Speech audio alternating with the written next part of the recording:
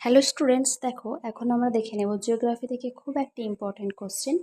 পৃথিবীর আবর্তন বেগ মেরুর দিকে ক্রমশ কম কেন?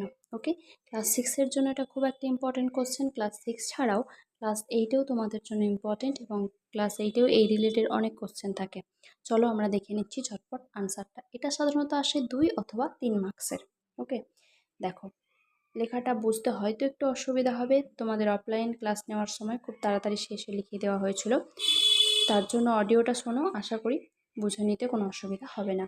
চলো দেখে নিচ্ছি আনসারটা। আমরা আনসার লেখার সময় সবসময় মনে রাখবো, ঝট করে আনসারে চলে যাব না, আনসারটা লেখার সময় লিখব পৃথিবীর আবর্তন বেগ মেরুর দিকে ক্রমশ কম, এর কারণ হলো।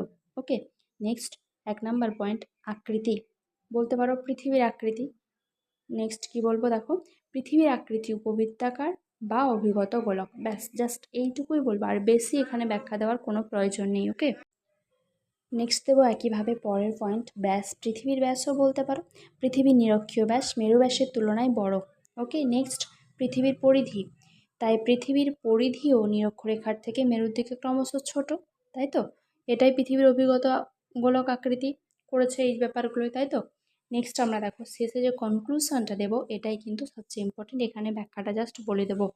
দেখো, তাই আবর্তনের সময় ব্র্যাকেটে দিয়ে দেবো 24 ঘন্টা, এর সাথে সামঞ্জস্য রাখতে আবর্তন বেগ নিরক্ষরেখায় অধিক হয় এবং মেরুর দিকে ক্রমশ কমতে থাকে। ওকে, আশা করছি বুঝতে কোনো অসুবিধা হলো না। এইভাবে আমরা পয়েন্টগুলোকে জাস্ট জিস্ট আকারে দিয়ে কিন্তু ফুল মার্কস পেতে পারবো। 2 এবং 3-এর জন্য আমরা বেশি বড় করব না একদমই। এছাড়াও তোমরা শেষে জাস্ট চিত্রটা দিয়ে দিতে পারো, সেক্ষেত্রে পৃথিবীর একটা চিত্র দেখাবে, কি অভিগত গোলক আকৃতি জাস্ট দিলেই হবে, এবং মেরু ব্যাস আর নিরক্ষীয় ব্যাসটা এঁকে দিলেই হবে।